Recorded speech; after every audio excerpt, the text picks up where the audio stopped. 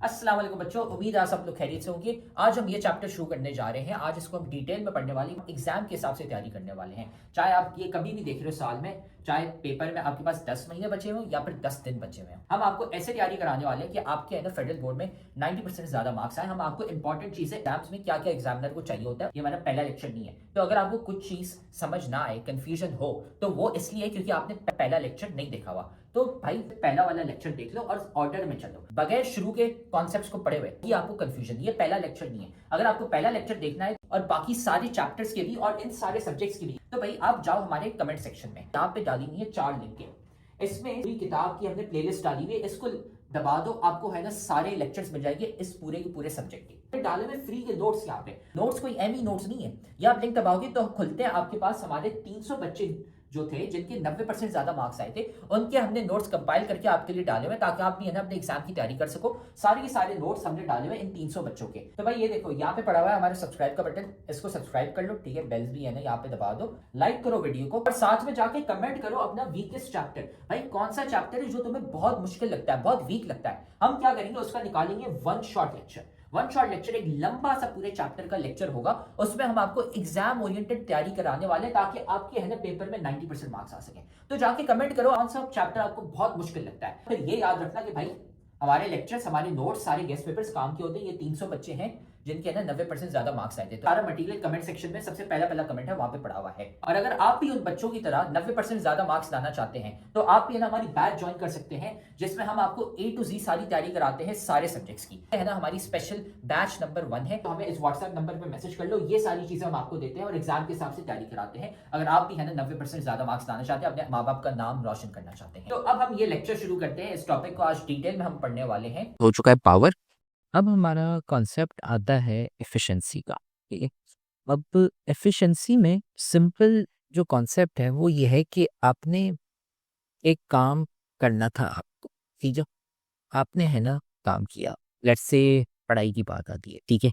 आप है ना एक चैप्टर पढ़ने जाते हो, ठीक है। लेट्स से आप फिजिक्स का एक चैप्टर पढ़ रहे हैं, वर्क पावर एंड एनर्जी का, ठीक है। आप है ना एक चैप्टर पढ़ते हैं। अब एक बच्चा है, ठीक है, ठीक है, एक बच्चा हो गया, वो ये चैप्टर पढ़ता है 2 घंटों में, ठीक है। एक और बच्चा है, वो ये चैप्टर पढ़ता है 1 घंटे में, और एक और बच्चा है वो ये चैप्टर पढ़ता है 4 घंटों में, ठीक है। अब इसमें से ये हम अज्यूम करते हैं कि ये जो सारे, जैसे पहला ये बंदा है, इसको मैं दे देता हूँ नाम अली, इसको दे देता हूँ बाबर, और इसको दे देता हूँ मैं अहमद, ठीक है। अली, बाबर, अहमद थे, वो है ना सुबह के 8 बजे बैठते हैं पढ़ाई करने के लिए, और वर्क पावर एनर्जी का चैप्टर पढ़ना वो शुरू करते हैं, ठीक है, चैप्टर नंबर 6। अली भाई साहब 10 बजे तक कंप्लीट कर लेते हैं 2 घंटे, बाबर हो गया वो 9 बजे तक कंप्लीट कर लेता है, और अहमद भाई साहब वो 12 बजे तक पढ़ते रहते हैं। अब एफिशिएंसी का टॉपिक ये है, एफिशिएंसी का मतलब ये है कि कौन सबसे ज़्यादा जल्दी या फिर कौन सबसे ज़्यादा आउटपुट जो है वो सबसे ज़्यादा जल्दी कर रहा हो, ठीक है। फॉर एग्जांपल बाबर भाई साहब हैं, उन्होंने 1 घंटे में कर लिया चैप्टर। अली है, उसको 2 घंटे लगे, मतलब इसकी स्पीड हाफ हो गई है ना। अगर बाबर आपका जो है, अगर वो लेट्स से 1 घंटा आपको लगना चाहिए और इसने 1 घंटे में ही पढ़ा, तो इसकी स्पीड तो 100% हो गई, ठीक है। अगर मैं कहूँ आपको ये शुरू से ही कि ये चैप्टर आप कंप्लीट कर सकते हैं 1 घंटे में, ठीक है, तो मतलब बाबर भाई साहब हैं, उनकी स्पीड 100% है। अच्छा सही है, इसने है ना बहुत जल्दी पढ़ लिया, ठीक है, और सही स्पीड से पढ़ा है। अली भाई साहब हैं, उनको उसको डबल टाइम लगा है, तो मतलब 2 घंटे, तो मतलब इसकी स्पीड आधी हो गई, मतलब 50%। और फिर जो आपके अहमद भाई साहब हैं, उनको उसका भी आधा, मतलब डबल टाइम और ज़्यादा लगा, तो इसकी और भी ज़्यादा आधी होगी, तो 25% इसकी एफिशिएंसी है ना। तो ये एफिशिएंसी स्पीड से है ना थोड़ी सी कनेक्टेड होती है, हमेशा नहीं, लेकिन हम सिंपली ये चेक कर रहे हैं कि अगर आपको टाइम लगना चाहिए लेट्स से 1 घंटा, ठीक है, और अगर आपने 1 घंटे में कर लिया, तो मतलब आप है ना 100% एफिशिएंट है, आप है ना बहुत जल्दी पढ़ लेते हैं, ठीक है। अली भाई साहब है, उनको डबल टाइम लग रहा है, तो उनकी एफिशिएंसी आधी हो जाती है, वो स्पीड उसकी और आधी हो जाती है, तो ये 50% है। अब कॉन्सेप्ट ये आता है कि जब हम एफिशिएंसी पढ़ते हैं इस चैप्टर में, ठीक है,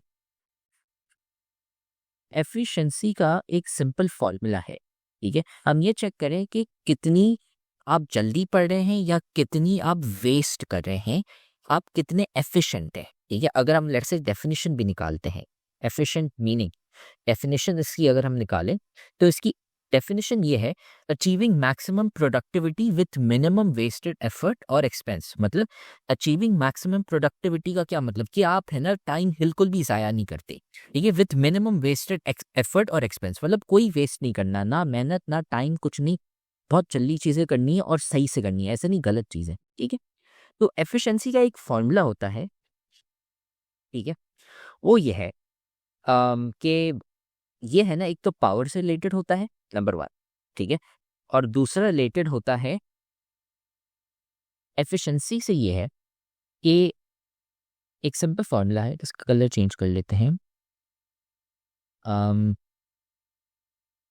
ब्लू आ जाता है।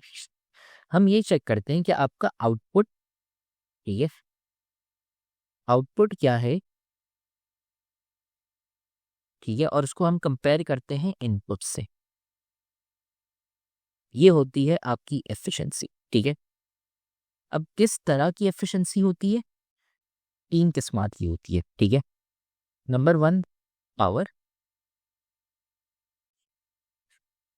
नंबर 2 वर्क, और तीसरा एनर्जी, ठीक है। आपके सिलेबस में सिर्फ ये, आप क्या करते हैं एफिशिएंसी चेक करने के लिए, आप देखते हैं कि अच्छा मेरी पावर की आउटपुट कितनी है और इनपुट कितना है, उन दोनों को मैं डिवाइड कर लेता हूँ, मैं देख लेता हूँ अच्छा एफिशिएंसी कितनी है। अगर मुझे एनर्जी की चेक करनी है तो मैंने एनर्जी का आउटपुट देखा, फिगर या वर्क का आउटपुट देखा और उसको डिवाइड कर दिया इनपुट से, एनर्जी की इनपुट और एनर्जी की आउटपुट, ठीक है, इन दोनों को मैंने डिवाइड कर दिया, इससे मुझे एफिशिएंसी पता चल गई, ठीक है। अब फॉर एग्जाम्पल, ठीक है, फॉर एग्जाम्पल मैं है ना काम करता हूँ, लेट्स से एक है ना मैं धक्का लगाता हूँ, एक ये है ना ब्लॉक है, ठीक है, इसको मैंने आउटपुट में एनर्जी, ठीक है, आउटपुट मेरी एनर्जी क्या आ रही है यहाँ पे, मैं आउटपुट लिख लेता हूँ, इसको धक्का मारता हूँ मैं लेट्स से यहाँ से, आउटपुट में मेरी एनर्जी आती है 85 जूल्स, ठीक है, और इनपुट में दे रहा हूँ कितनी, 100 जूल्स, ठीक है। तो ये मेरा है यहाँ पे इन, और मेरा आउटपुट आ रहा है 85 जूल्स, ठीक है। तो मेरी एफिशिएंसी क्या होगी, simple, efficiency is equal to output, ठीक है। यहाँ पे एनर्जी की बात हो रही है तो मैं एनर्जी लिखूंगा पूरा, energy output divided by energy input. Output मुझे पता है मेरी कितनी है, वो है 85 जूल्स, ठीक है। तो मैंने 85 जूल्स लिखा यहाँ पे, और इनपुट मेरी कितनी थी 100, तो मैं इसको डिवाइड कर लेता हूँ 100, ठीक है। अब ये देखें 85 और 100 इसको डिवाइड करेंगे तो हमारे पास आंसर आता है 0.85, और आप बोलेंगे सर यूनिट कौन सा, कोई यूनिट नहीं होता, क्यों, क्योंकि ये देखें जूल्स और जूल कैंसिल हो गए, तो बचा आपके पास नो डिमेंशन, नो यूनिट, ठीक है। 0.85 मैथ से आपको पता होगा 0.85 किसके बराबर होता है, 85%। तो मेरी जो एफिशिएंसी है ना वो है 85%। तो आप बोलेंगे 15% और कहाँ गई, 15% आपकी है ना एनर्जी वेस्ट हो जाती है दूसरी जगहों पे, कहाँ, जैसे फॉर एग्जांपल ये देख रहे हैं यहाँ पे रेजिस्टेंस फेस हो सकती है, तो लेट्स से आपकी 15% एनर्जी वेस्ट हो गई किसमें, रेजिस्टेंस की वजह से, जब आप ब्लॉक को पुश करते हैं फॉर एग्जांपल, ठीक है, ये एक है। या फिर और भी बहुत सारे हैं, जैसे साउंड हो गया, जब आप उसको धक्का मारते हैं तो आवाज़ भी आती है, तो वो एनर्जी है ना अलग अलग जगहों पे वेस्ट हो जाती है, लेकिन वेस्ट को हटा के आउटपुट कितना आ रहा है कि अच्छा 85 जूल्स की एनर्जी लग रही है बॉक्स को पुश करने में, लेकिन मैं डाल रहा हूँ इनपुट अपनी एंड से 100 जूल्स, लेकिन 15 जूल वेस्ट हो रही है और सिर्फ 85 है ना काम कर पा रही है। ये होता है आपका एफिशिएंसी का कॉन्सेप्ट। बेस होती है एक प्रिंसिपल पे, principle of conservation of energy. ठीक है, principle of conservation of energy क्या होती है? ये कहता है कि energy can neither be destroyed nor created. ठीक है, एनर्जी आपकी ना बन सकती है ना डिस्ट्रॉय हो सकती है। ठीक है, तो एनर्जी आती कहाँ है? एनर्जी एक फॉर्म से दूसरे फॉर्म में कन्वर्ट होती है। जैसे हम पहले भी पढ़ते आ रहे हैं ना कि किनेटिक एनर्जी होती है, वो आप गेन करते हैं। वो किनेटिक एनर्जी कहाँ से आती है? For example gravitational potential energy से कन्वर्जन हो रही होती है। किनेटिक से ग्रेविटेशनल, ग्रेविटी से साउंड, साउंड से हीट, ऐसी अलग अलग कन्वर्जन्स हो रही हैं। इवन जब हमने 6.3 पढ़ा था, जो आपकी रिन्यूएबल नॉन रिन्यूएबल एनर्जी थी, ठीक है, इसमें भी क्या हो रहा था? जैसे अगर हम फॉसिल फ्यूल्स लेते हैं, आपकी जो एनर्जी थी वो स्टोर हुई है as a chemical energy into what? Into plants, fall and सब में। ठीक है, हम इनको बर्न करते हैं, आपके पेट्रोल को और आपके भाई ये लेक्चर तो तुम बहुत मजे से देख रहे हो, लेकिन तुम्हें पता है कि लेक्चर देखने से खाली 90% मार्क्स नहीं आ जाते। असल में भाई मार्क्स कैसे आते हैं? तो भाई ये लेक्चर देखने के बाद आपने नोट्स खुद के बनाने होते हैं और फिर साथ में आपने प्रैक्टिस भी करने होते हैं सवाल। भाई ये हमारा फेवरेट कोट है, 90% marks don't come from just hard work, they come from consistency, smart strategy and proper revision. भाई स्मार्ट तरीके से पढ़ो। स्मार्ट तरीका ये हमने आपको बताया हुआ है, तो साथ में हम आपको तरीका भी नहीं बता रहे, साथ में हम आपको दे रहे हैं भाई नोट्स। जाओ कमेंट सेक्शन में, नोट्स में से आपको मिल जाएंगे भाई उन बच्चों के नोट्स। 300 बच्चे थे जिनके 90% ज्यादा मार्क्स आए थे, उनके नोट्स वहां पे पड़े हुए, लेकिन साथ में उधर नीचे हमने आपको सवाल भी दिए हैं प्रैक्टिस के लिए। ये यहाँ पे पूरी गूगल शीट पड़ी हुई है भाई, यहाँ से जाके सवाल प्रैक्टिस करो। खाली ऐसा कुछ नहीं होता कि हाँ हम लेक्चर देखेंगे हमारे मार्क्स आ जाएंगे, नहीं भाई, नोट्स पढ़ने होते हैं और साथ में इनकी प्रैक्टिस भी करनी होती है सवालों की। पेट्रोल हो गया और साथ में गैस हो गई और साथ में कोल हो गया, इनको जब हम बर्न करते हैं तो आपकी एनर्जी केमिकल से हीट में कन्वर्ट होती है। फिर वो हीट एनर्जी हम यूज़ करते हैं इलेक्ट्रिक एनर्जी प्रोड्यूस करने के लिए, तो वहाँ से फिर हीट से इलेक्ट्रिक एनर्जी कन्वर्जन हो रही है। बायोमास, न्यूक्लियर फ्यूल में भी क्या है? वही सेम है, आपके पास केमिकल एनर्जी पड़ी हुई है, उसको आप थर्मल या हीट एनर्जी में कन्वर्ट करते हो, फिर उसको आप इलेक्ट्रिकल एनर्जी में कन्वर्ट करते हो, इलेक्ट्रिक एनर्जी। तो ये जो सारी कन्वर्जन्स है एक फॉर्म से दूसरे फॉर्म में हो रही है। ठीक है, आपकी एनर्जी यहाँ पे क्रिएट नहीं हो रही और ना डिस्ट्रॉय हो रही है। ठीक है, तो ये आपका conservation of mass, sorry, conservation of energy का प्रिंसिपल है। ठीक है, कि energy can not be created not destroyed, आपकी एनर्जी एक फॉर्म से दूसरे फॉर्म कन्वर्ट हो रही है। तो इसका मतलब क्या है? कि आपका आउटपुट हमेशा इनपुट के बराबर होना चाहिए। मतलब अभी जो मैंने आपको ये डायग्राम बना के दिखाया था ना, कि आपके पास जो 100 जूल की एनर्जी आप लगा रहे हो, वो 100 जूल की पूरी 100 जूल की एनर्जी होगी, कहीं वेस्ट नहीं होनी चाहिए। इसमें से हमें पता चलेगा कि 85 जूल्स है ना हमारे काम की आ रही है, जिस प्रोसेस के लिए हमें लगाना है क्योंकि क्या मान है, ठीक है, उसके लिए है ना वो काम हो रहा है। लेकिन बाकी जो 15 जूल्स है वो आपकी वेस्ट हो रही है। इसमें यहाँ पे रेजिस्टेंस में, ठीक है, एक ये होता है, दूसरा होता है हीट। ठीक है, लेट्स से यहाँ पे आप इसको रगड़ते हैं तो यहाँ से ना ऐसी हीट रिलीज होने लगती है, यहाँ पे आपकी एनर्जी वेस्ट हो सकती है। जब आप इसको धक्का मारते हैं तो आवाज़ निकलती है थोड़ी सी। ठीक है, तो आवाज़ को मे भी मैं ऐसे ही दिखा देता हूँ, वो क्या होती है आपकी साउंड। तो आपकी जो 15 जूल्स है ना, 15 जूल की एनर्जी वो वेस्ट हो रही है इधर नीचे, अदर फॉर्म्स में कन्वर्ट हो रही है। ठीक है, तो ये है आपका principle of mass, sorry, principle of conservation of energy. इसको यूज करते हुए हम देखते हैं कि अच्छा, हमें पता है कि हमारी इनपुट 100 है और ये वेस्ट कहीं और होनी नहीं चाहिए। तो अब अम, हमारी क्या आउटपुट कितनी है, हम लोग कितनी असल में एनर्जी काम की यूज कर रहे हैं, और इससे है ना काफी फायदे आते हैं जो हम एग्जाम्पल्स आगे पढ़ेंगे।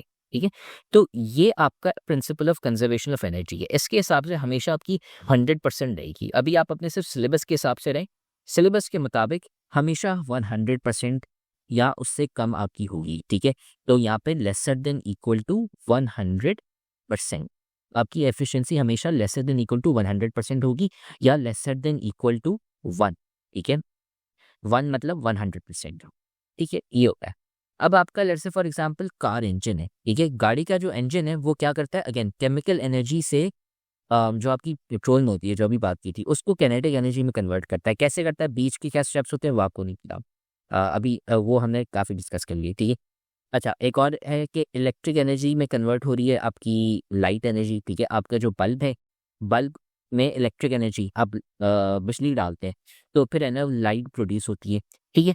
तो ये है ना आपकी एनर्जी एक फॉर्म से दूसरे फॉर्म में कन्वर्ट हो रही है। तो लेट्स से अब मैं एक और नई डायग्राम बताता हूँ। ये है आपका कार का इंजन, ठीक है। यहाँ पे आपने डाला केमिकल एनर्जी, ठीक है। और मैं इंजन इतना अच्छा बना नहीं सकता, तो समझिए ये जो डब्बा है ये है आपका इंजन, ठीक है। इसमें आपने है ना केमिकल एनर्जी डाली, मतलब पेट्रोल के थ्रू आई, ठीक है। ये आपकी ऐसे ही अंदर गई और आउटपुट में आपके पास क्या आ रही है, किनेटिक एनर्जी। तो यहाँ पे मैं किनेटिक एनर्जी लिख लेता हूँ। तो आपकी जो एनर्जी है वो कन्वर्ट हो रही है एक फॉर्म से दूसरे फॉर्म में। अब आपको ये देखना है कि इंजन आपका असल में कितना काम कर रहा है, कितनी एनर्जी वेस्ट कर रहा है। अगर मैं डालता हूँ let's say 1000 joules of energy की एज अ इनपुट, ठीक है। 1000 जूल्स मेरे है ना इनपुट में जा रहे हैं, और आउटपुट में मुझे पता चलता है कि अच्छा आउटपुट में है ना आ रहे हैं मेरे पास सिर्फ और सिर्फ 950 जूल्स। तो इसका मतलब ये है कि 50 जूल्स वेस्ट हो रहे हैं मेरे। अब कहाँ वेस्ट हो रहा है, आपने ये देखा हो ना कभी गाड़ी आपकी गर्म हो जाती है, इंजन गर्म होने लग जाता है, वो क्यों? आपका जो पेट्रोल जो चलता है ना, जो केमिकल एनर्जी प्रोड्यूस करता है फिर उसको कन्वर्ट करता है, हीट एनर्जी भी उसमें से है ना प्रोड्यूस होती है। आपका एनर्जी है ना, आपकी एनर्जी वो वेस्ट हो जाती है, केमिकल एनर्जी से हीट एनर्जी में कन्वर्ट हो गया, फिर उसकी वजह से आपका गर्म हो जाता है इंजन। दूसरा ये, जब आप इंजन स्टार्ट करते हैं तो आवाज़ आती है, वो क्या है, साउंड एनर्जी, एक फॉर्म से दूसरे फॉर्म में कन्वर्ट हो रही है, ठीक है। ये आपकी एनर्जी यहाँ पे जो है ये 50 जूल्स वेस्ट हो रहे हैं। तो इसकी अब एफिशिएंसी क्या हो गई, efficiency is again equal to output divide by input. Output आपका क्या है 950, ठीक है। इतनी हमारी काम की एनर्जी आ रही है किनेटिक एनर्जी के फॉर्म में, ठीक है। ये है आपका आउटपुट जो आपकी काम की एनर्जी है, और फिर इसको डिवाइड बाय आप 1000 करेंगे, इतनी एनर्जी आप एंटर कर रहे हैं, तो ये क्या हो जाता है आपको 0.05, जो कि है आपका 95%, ठीक है। तो आपकी एफिशिएंसी जो है इंजन की वो है 95% है। अब मैं आपको कहता हूँ लेट्स से मेरे पास दो इंजन हैं, एक इंजन है उसकी एफिशिएंसी है 95% और एक और इंजन है उसकी एफिशिएंसी है 70%। आप कौन सा इंजन लोगे?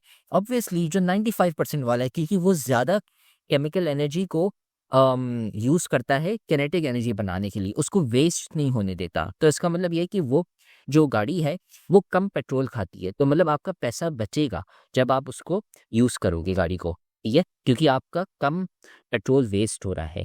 इस पे ज़्यादा पेट्रोल वेस्ट होगा क्योंकि बहुत सारी एनर्जी आपकी वेस्ट हो रही है हीट में और साउंड में, इन सारी एक्स्ट्रा चीज़ों में ही, ठीक है। ये है आपका एफिशिएंसी का कॉन्सेप्ट, ठीक है। और अब यहाँ पे वही efficiency is equal to output divide by input, वही फॉर्मूला यहाँ पे आ गया, और वही सेम चीज़ आती है आपकी एनर्जी में एंड साथ में पावर में भी, सबके है ना सेम है। सो ये है आपका एफिशिएंसी का कॉन्सेप्ट। अब यहाँ पे देखें, ये लाइट बल्ब है, लाइट बल्ब क्या करता है, 5% एनर्जी सिर्फ यूज़ करता है लाइट प्रोड्यूस करने में, और 95% वेस्ट हो जाती है। इसलिए आप है ना ये वाले इनकैंडेसेंट बल्ब होते हैं आप अवॉइड करते हैं, और फ्लोरेसेंट लैंप होती है उसको यूज़ करते हैं, ताकि 20% है ना वो लाइट में आए और 80% हीट, मतलब कम एनर्जी आपकी वेस्ट हो रही है, तो आपका लाइट का बिल कम आएगा, ठीक है। ये हो गया।